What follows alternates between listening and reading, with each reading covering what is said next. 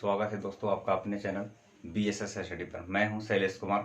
हम लोग आज बात करेंगे पॉलिटी में भारत का राज्य क्षेत्र।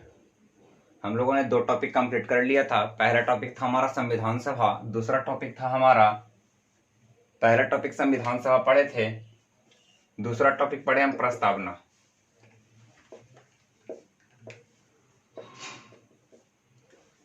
संविधान सभा और प्रस्तावना हमारा हो चुका है। आज हम बात करेंगे भारत का राज्य क्षेत्र।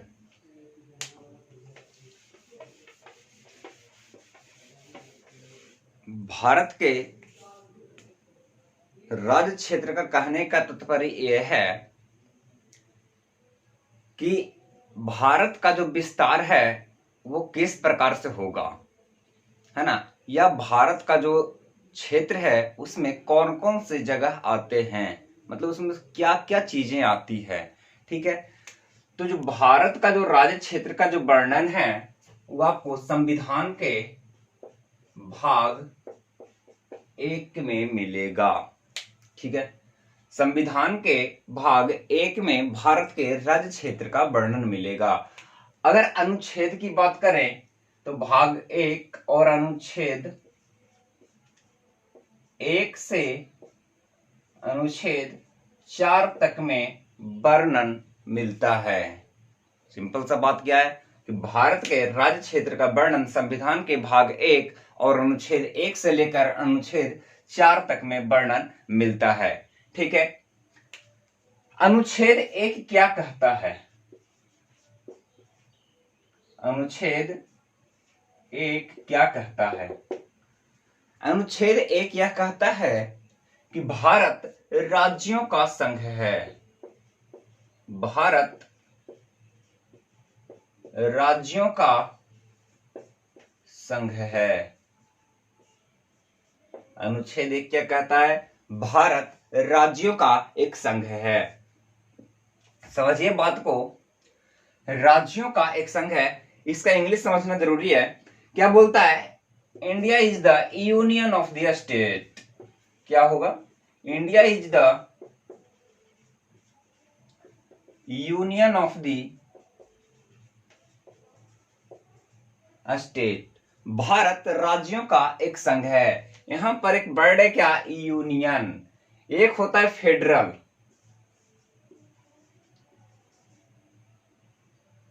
एक होता है क्या? फेडरल। फेडरल का मतलब ही क्या होता है? संघ होता है ना। फेडरल का मतलब ही संघ है और यूनियन का मतलब भी क्या होता है? संघ होता है। लेकिन दोनों में अंतर है। हमारा भारत जो है वो इसमें यूनियन शब्द का प्रयोग किया गया है और जो अमेरिका है वो एक फेडरल सिस्टम है।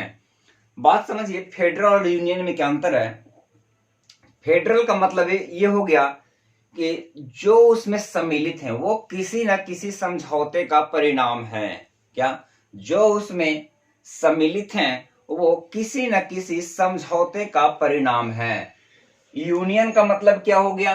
किया किसी भी समझौते का परिणाम नहीं है। इसको चाहकर भी आप अलग नहीं कर सकते हैं, क्योंकि भारत के संविधान के अनुच्छेद 1 में लिखा हुआ है क्या? India is the union of the state. Bharat राज्यों का एक संघ है। मतलब क्या? यूनियन से यहां से पता लगता है क्या कि भारत क्या है? अविभाज्य है ना। भारत क्या है? अनश्वर है ना। इसको नष्ट नहीं कर सकते, इसको विभाजित नहीं कर सकते हैं। ठीक है, तो अनुच्छेद 1 में यही बातें लिखी गई है कि भारत राज्यों का संघ है। India is the union of the state. ठीक है, ये तो बातें लिखी गई थी अनुच्छेद 1 में। अब बात करते हैं क्या? राज्य, है ना। भारत में जो राज्य होंगे, भारत का जो राज्य क्षेत्र होगा वो कैसे कैसे होगा, ये देखिए।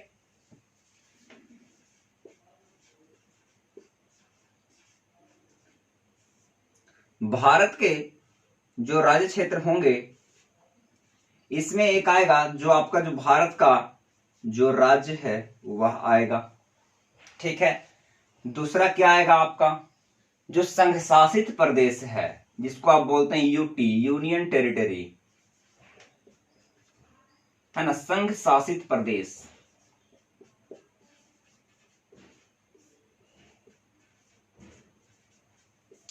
एक और क्या आएगा, वैसा प्रदेश जो कि भारत के द्वारा अर्जित किया गया हो, उसको क्या बोलेंगे हम, अर्जित प्रदेश।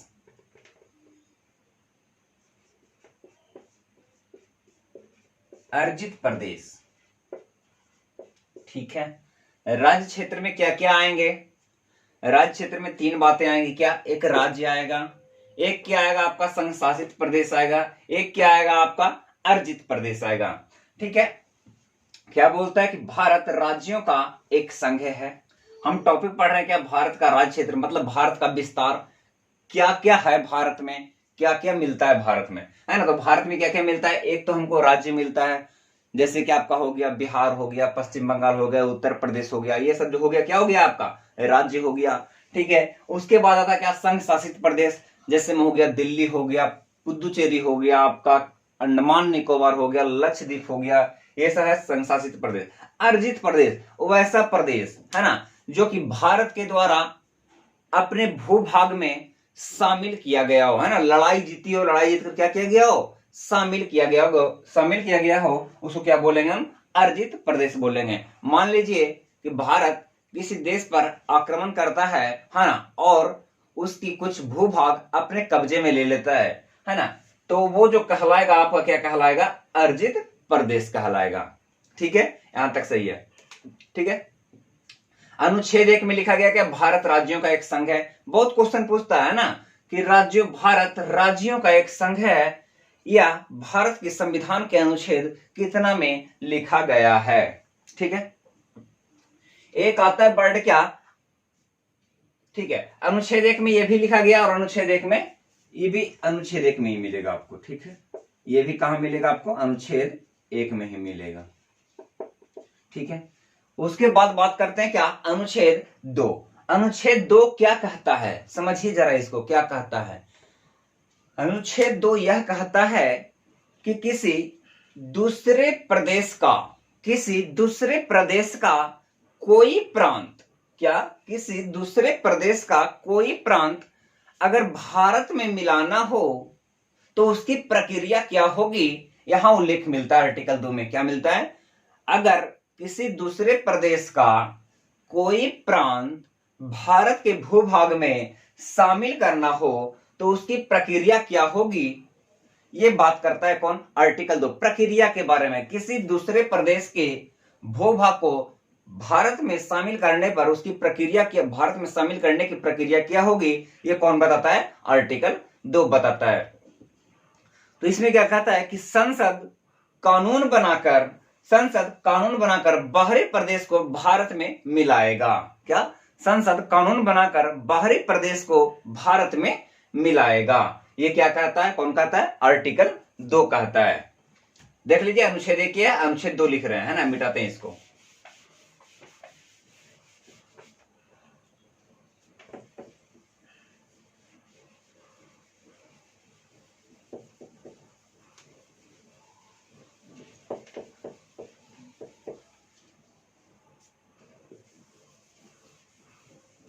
ठीक है, देखिए अनुच्छेद 2 क्या कहता है,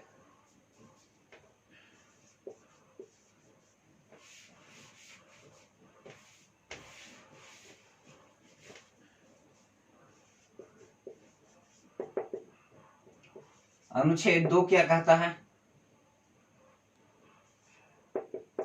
अनुच्छेद 2 यह कहता है कि अगर किसी बाहरी प्रदेश के भूभाग को भारत में मिलाना हो तो प्रक्रिया क्या होगी, है ना, बाहरी प्रदेश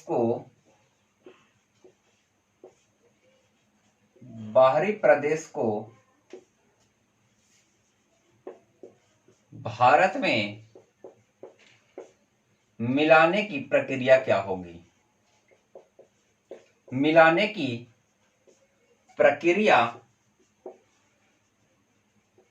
क्या होगी। आप चाहे तो नोट भी कर सकते हैं, है ना।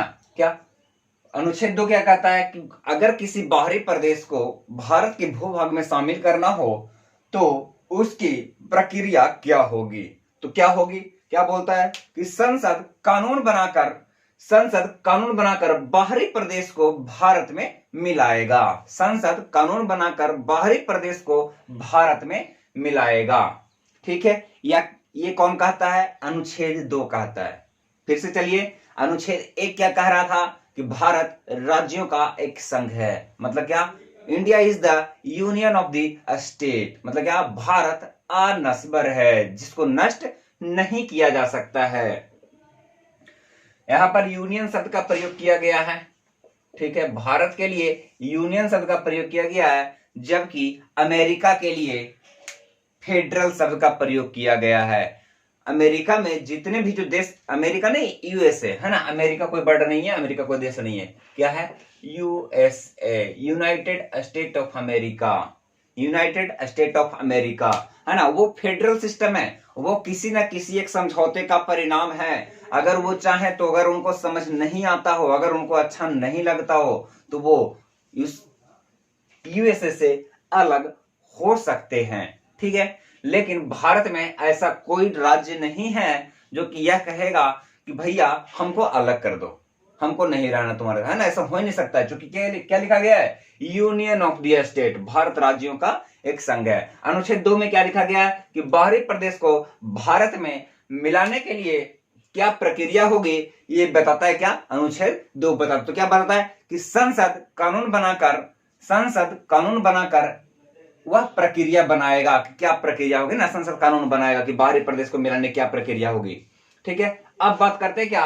अनुच्छेद 3 की बात करते हैं। ठीक है, आर्टिकल 3 की बात करते हैं। क्या बोलता है? कि भारत के राज्य क्षेत्र के अंदर, क्या? भारत के राज्य क्षेत्र के अंदर किसी भी प्रकार का परिवर्तन, भारत के राज्य क्षेत्र के अंदर किसी भी प्रकार का परिवर्तन अगर करना हो, तो वह परिवर्तन आर्टिकल 368 के अंतर्गत नहीं आएगी। क्या बोलता है? कि भारत के राज्य क्षेत्र के अंदर किसी भी प्रकार का परिवर्तन, चाहे वो राज्यों के नाम में चेंज करना हो या और कुछ भी, उसका विस्तार करना हो, उसकी सीमा को घटाना बढ़ाना हो, है ना, तो क्या वो आर्टिकल 368 के अंतर्गत नहीं आएगा। ठीक है,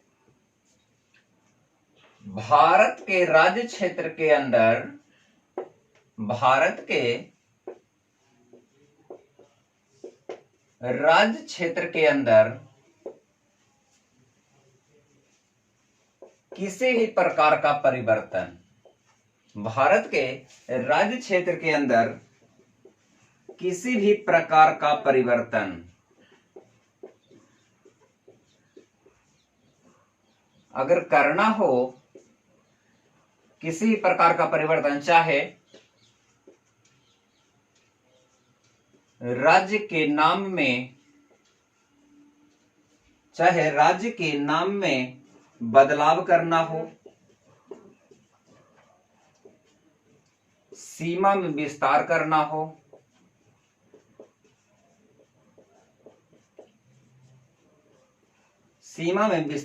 हो, तो वह आर्टिकल 368 के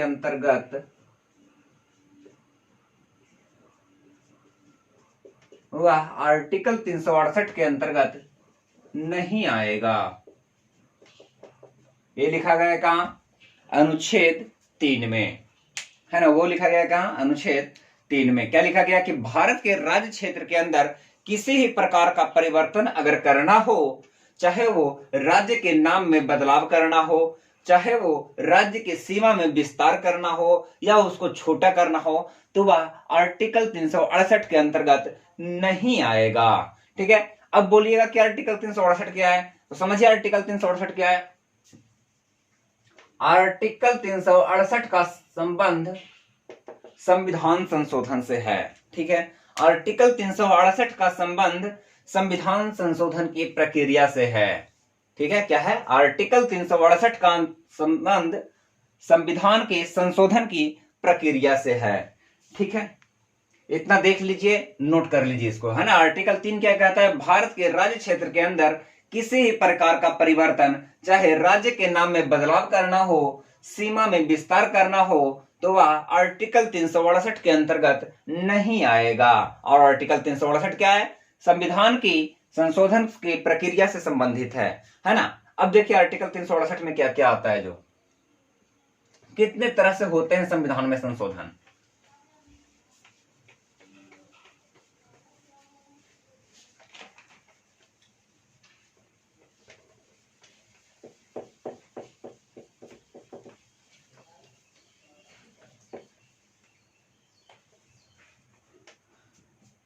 देखिए आर्टिकल जो 368 है उसमें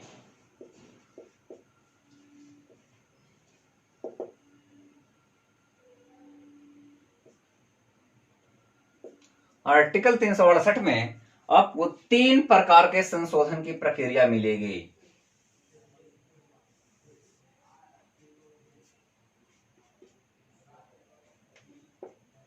तीन प्रकार के संशोधन की प्रक्रिया मिलेगी। कैसे कैसे? एक है सामान्य बहुमत,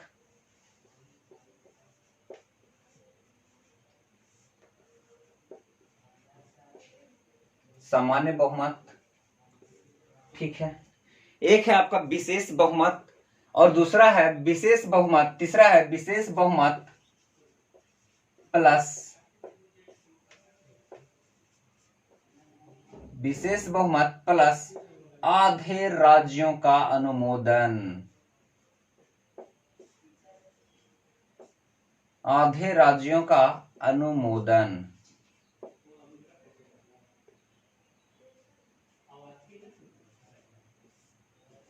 विशेष बहुमत प्लस आधे राज्यों का अनुमोदन। एक दूसरा में क्या आपका विशेष बहुमत, विशेष बहुमत, ठीक है। क्या है? 3 प्रकार के संविधान संशोधन की प्रक्रिया है। संविधान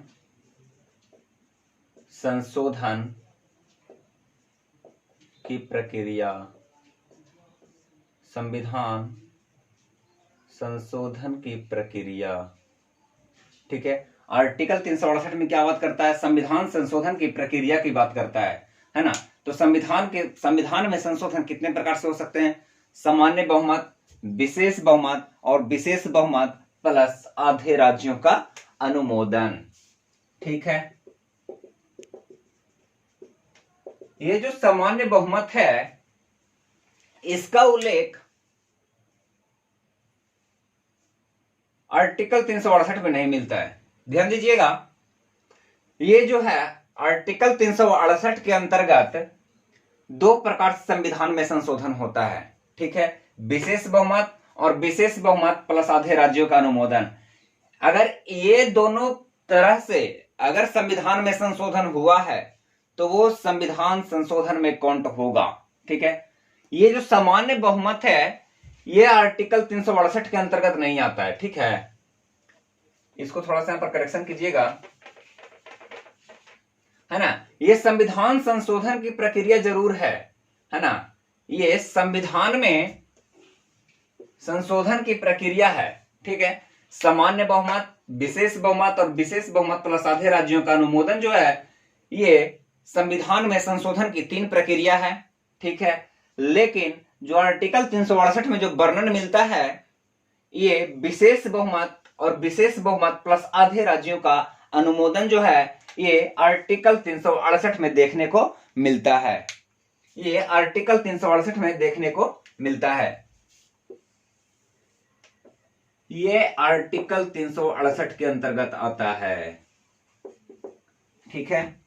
विशेष बहुमत प्लस विशेष बहुमत प्लस हाफ राज्यों का अनुमोदन जो है यह आर्टिकल 368 के मतलब संवैधानिक है ना। विशेष बहुमत और विशेष बहुमत प्लस आधे राज्यों का अनुमोदन जो है यह संवैधानिक है और यह भी संवैधानिक है, लेकिन यह संविधान की संशोधन की प्रक्रिया में काउंट नहीं होगा। मान लीजिए कि संविधान संशोधन अभी चल रहा है ना।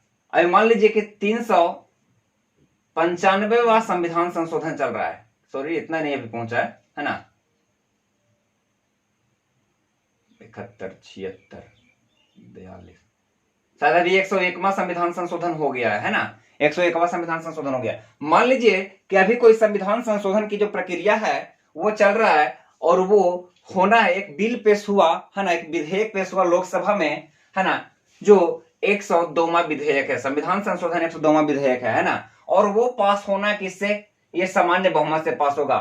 तो क्या ये सामान्य बहुमत से जो पास होगा 102वां, ये क्या संविधान संशोधन की प्रक्रिया में काउंट होगा? ये संविधान संशोधन की प्रक्रिया में काउंट नहीं होगा। ठीक है, संविधान संशोधन की प्रक्रिया में काउंट होने के लिए ये विशेष बहुमत और विशेष बहुमत प्लस आधे राज्यों का अनुमोदन चाहिए। अगर ये दोनों प्रक्रिया में से किसी एक प्रक्रिया से अगर संविधान में संशोधन होता है तो वो संविधान संशोधन में काउंट होगा, लेकिन अगर इससे होता तो वो संविधान संशोधन में काउंट नहीं होगा, लेकिन संविधान में संशोधन हो जाएगा। ठीक है, संविधान संशोधन की प्रक्रिया में काउंट नहीं होगा, लेकिन संविधान में संशोधन हो जाएगा, कानून बन सकता है, कोई दिक्कत नहीं है। ठीक है, ठीक है, ये तो आर्टिकल 368 की हम बातें कर रहे थे। ठीक है, अब बात करते हैं क्या, आर्टिकल 2A का बात करते हैं। ठीक है, क्या आर्टिकल 2A का बात करते हैं, आर्टिकल 2A। ठीक है, आर्टिकल 2A, आर्टिकल 2A का बात करते हैं। ये 35वां संविधान संशोधन के द्वारा जोड़ा गया था। आर्टिकल 2A जो है ये 35वां संविधान संशोधन 35वां संविधान संशोधन 35वां संविधान संशोधन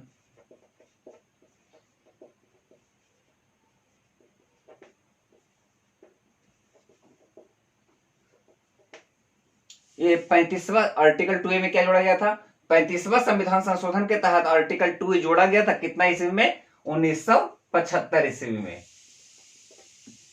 है ना, 1975 ईस्वी में। ये क्यों जोड़ा गया था, ये सिक्किम को भारत में शामिल करने के लिए जोड़ा गया था। क्या, सिक्किम को भारत में शामिल करने के लिए 35वां संविधान संशोधन 1975 ईस्वी में आर्टिकल 2A अनुच्छेद बनाया गया और उसमें ये जोड़ा गया, और 35वां संविधान संशोधन 1975 के तहत सिक्किम को भारत का अंग बना लिया गया। और जब वो बना था तो वो को स्टेट के रूप में आया था। क्या, को स्टेट के रूप में, है ना, को स्टेट के रूप में मतलब सह राज्य के रूप में। को स्टेट एसोसिएट स्टेट होता है, इसमें एसोसिएट का प्रयोग करेंगे हम, इसमें को का प्रयोग नहीं करेंगे, इसमें हम एसोसिएट का प्रयोग करेंगे। ठीक है, एसोसिएट स्टेट के रूप में आया था, इसको एसोसिएट स्टेट के रूप में शामिल किया गया था। और एसोसिएट स्टेट का मतलब ये होता है, एसोसिएट स्टेट को हिंदी में बोलते क्या, सह राज्य।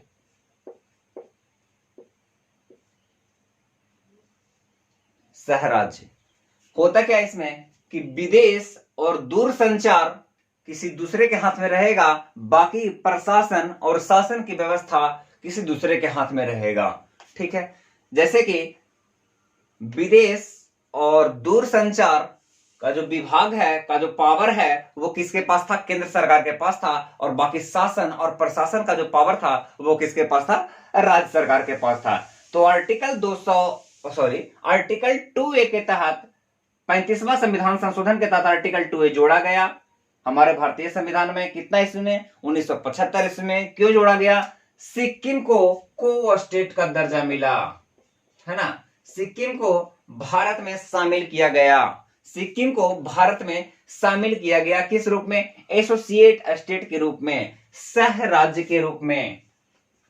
सिक्किम को भारत में 1975 में आर्टिकल 2A के तहत भारत में भारत का सह राज्य बनाकर भारत का अंग बनाया गया।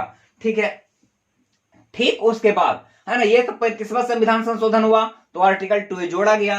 उसके बाद 36वां संविधान संशोधन हुआ, है ना, उसके बाद क्या हुआ, 36वां संविधान संशोधन हुआ।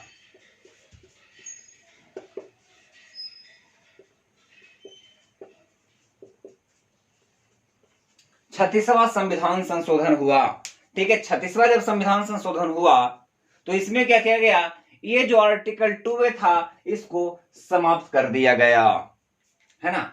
ये जो 36वां संविधान संशोधन जो हुआ तो इसको क्या कर दिया गया, आर्टिकल 2A को समाप्त कर दिया गया। अब बोलिएगा आर्टिकल 2A तो समाप्त हो गया, तब तो सिक्किम भारत का राज्य नहीं रह जाएगा। क्यों नहीं रहेगा भाई, आर्टिकल 2A के तहत तो हम जोड़ लिए, उसके बाद क्या किया, ये अनुच्छेद ही समाप्त कर दिए। आर्टिकल 2A के तहत हम क्या जोड़े थे कि आपको एसोसिएट स्टेट का दर्जा प्राप्त है, मतलब कि केंद्र सरकार का पूरी तरह से नियंत्रण सिक्किम पर नहीं था, है ना। केंद्र सरकार का पूरी तरह से नियंत्रण सिक्किम पर नहीं हो पा रहा था, है ना। तो फिर क्या हुआ, उस समय इंदिरा गांधी की सरकार थी, है ना, उसने 36वां संविधान संशोधन किया और आर्टिकल 2A को क्या कर दिया, समाप्त कर दिया। ठीक है, आर्टिकल 2A को क्या कर दिया, समाप्त कर दिया गया। अब सिक्किम भारत का पूर्ण राज्य बना, है ना। अब क्या बना, सिक्किम भारत का पूर्ण राज्य बना।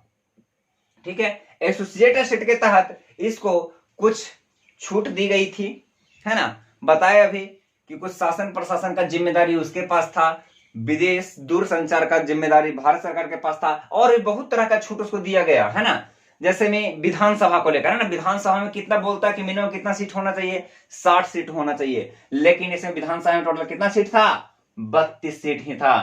तो भाई 32 सीट में तो कोई विधानसभा चलेगा नहीं, तो विधानसभा चलेगा नहीं तो वो तो राज्य रहेगा नहीं, इसलिए इसको विशेष प्रावधान के तहत इसको सिक्किम को भारत में शामिल किया गया था। ठीक है, एक केस था आपका गोलकनाथ, है ना, गोलकनाथ वर्सेस पंजाब वाला केस, है ना, गोलकनाथ वर्सेस पंजाब राज्य वाला केस 1967 ईस्वी में, है ना, गोलकनाथ वर्सेस, लिख देते हैं, गोलकनाथ बनाम पंजाब राज्य का केस था।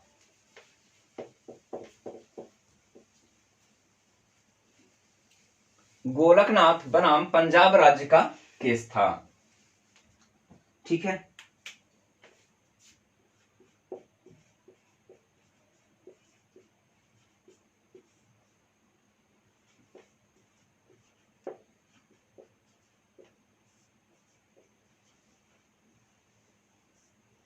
गोलकनाथ बनाम पंजाब राज्य का केस था।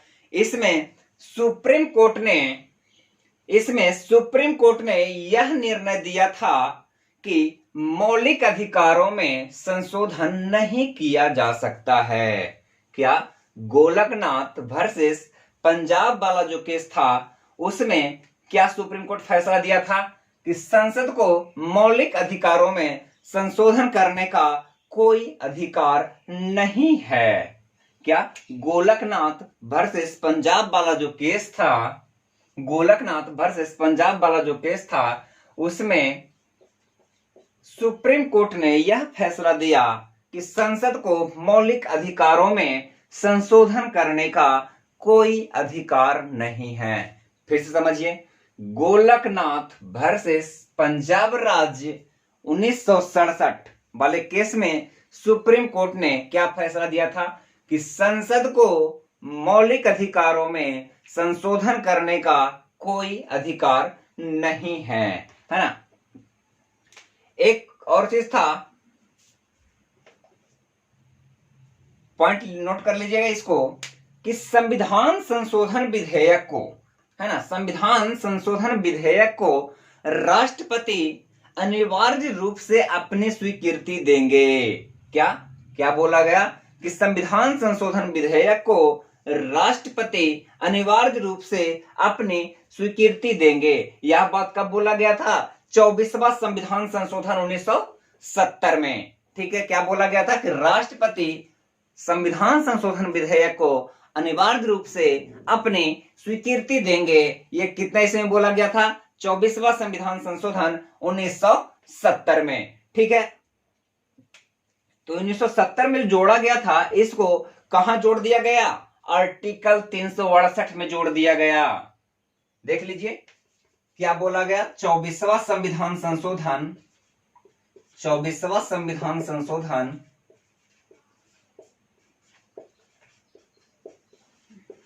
1970 में, 24वां संविधान संशोधन 1970 में क्या बोला गया कि राष्ट्रपति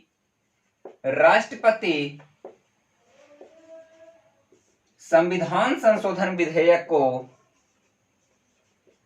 राष्ट्रपति संविधान संशोधन विधेयक को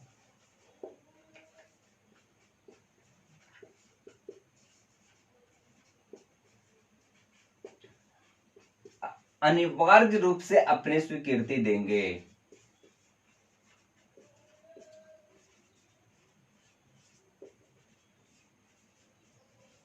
अनिवार्य रूप से अपनी स्वीकृति देंगे। क्या बोला गया कि संविधान संशोधन विधेयक को राष्ट्रपति अनिवार्य रूप से अपनी स्वीकृति देंगे। ये 24वां संविधान संशोधन 1970 में बोला गया है ना, मतलब कि 24वां संविधान संशोधन 1970 में ये लिख दिया गया कि राष्ट्रपति अनिवार्य रूप से अपनी स्वीकृति देंगे किसको, संविधान संशोधन विधेयक को। और ये कहां जोड़ दिया गया, आर्टिकल 368 में, है ना। और यह बात आर्टिकल 368 में जोड़ी गई। यह बात आर्टिकल 368 में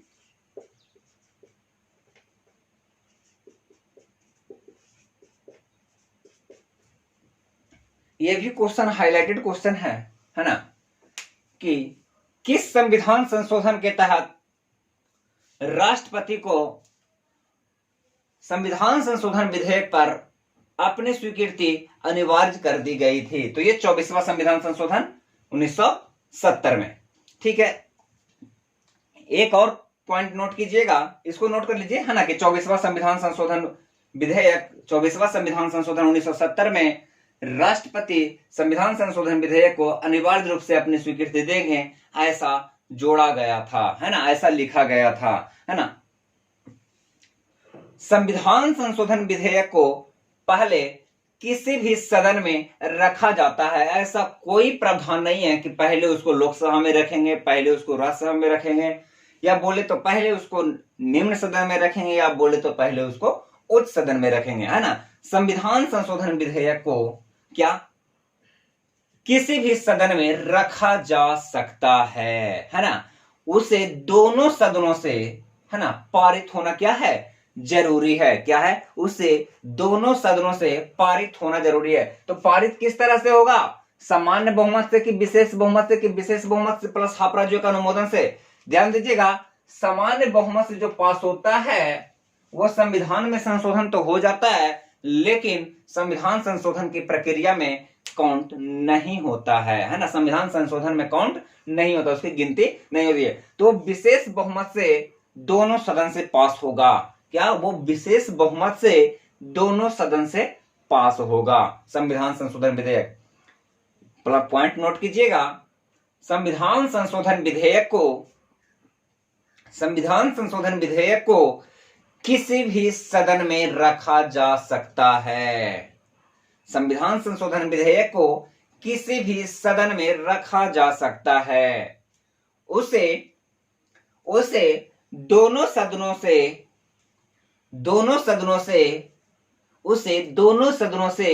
विशेष बहुमत से पारित होना जरूरी है ना। उसे दोनों सदनों से विशेष बहुमत से पारित होना जरूरी है। एक सुनते हो क्या, संयुक्त अधिवेशन। संयुक्त अधिवेशन बहुत नाम सुने होंगे। क्या होता है संयुक्त अधिवेशन, है ना, वो ऐसा अधिवेशन जो राष्ट्रपति के द्वारा लोकसभा और राज्यसभा दोनों को सम्मिलित रूप से बुलाया जाए, उसको क्या बोलते हैं, संयुक्त अधिवेशन बोलते हैं। ठीक है, क्या बोलते हैं, संयुक्त अधिवेशन बोलते हैं। इसमें से एक और क्वेश्चन निकलता है कि संयुक्त अधिवेशन की बैठक कौन बुलाता है। संयुक्त अधिवेशन कौन बुलाता है, तो कौन बुलाता है, राष्ट्रपति बुलाता है ना। लेकिन एक पॉइंट नोट बना के लिखिएगा, नोट लिखिएगा, संविधान संशोधन विधेयक पर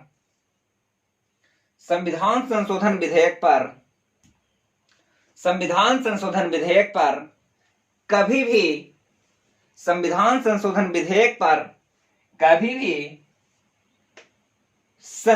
अधिवेशन नहीं बुलाया जा सकता है। क्या, संविधान संशोधन विधेयक पर कभी भी संयुक्त अधिवेशन नहीं बुलाया जा सकता है। ठीक है, संविधान संशोधन विधेयक पर कभी भी संयुक्त अधिवेशन नहीं बुलाया जा सकता है। तो दोस्तों, आज हमने बात किया भारत का राज्य क्षेत्र का। हमारा 3 टॉपिक कंप्लीट हो चुका है, संविधान सभा, प्रस्तावना और भारत का राज्य क्षेत्र। बस आज के लिए इतना ही, आगे फिर मिलेंगे। और एक बात और दोस्तों, अगर वीडियो अच्छा लगे तो लाइक, शेयर और सब्सक्राइब जरूर कर दीजिएगा। बाकी के लिए कल मिलते हैं, अगले वीडियो में मिलते हैं। Take care, bye bye, thank you.